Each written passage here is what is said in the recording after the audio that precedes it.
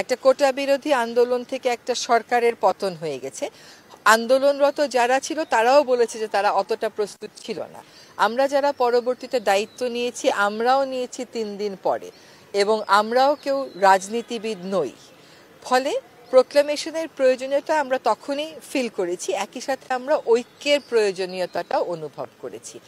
সেজন্য আমাদের শিক্ষার্থীরা যখন প্রোক্লামেশনের কথা বলেছেন সেখানে আমাদের দ্বিমত করার কোনো সুযোগ নেই, কোনো কারণও নেই, কিন্তু আমরা সরকারের অবস্থান থেকে চেয়েছি যে এটা বাংলাদেশের জনগণের একটা প্রোক্লামেশন হোক, এবং সেটা করার একটা উপায় হচ্ছে যারা এই আন্দোলনে অংশগ্রহণ করেছেন তাদের সকল পক্ষ, শিক্ষার্থী দল এবং অন্য সকল পক্ষকে সাথে নিয়ে একটা প্রোক্লামেশন করার।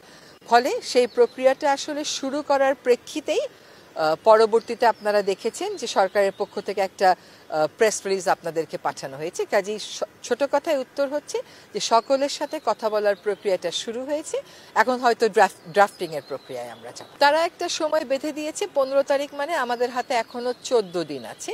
তারা যারা সময় বেঁধে দিয়েছে তারা তো প্রোক্লেমেশনের জন্য আসলে নিজেরা প্রস্তুতি ছিল, তবে তারাও কিন্তু প্রথম থেকে এটা ক্লিয়ার করেছে যে তারাও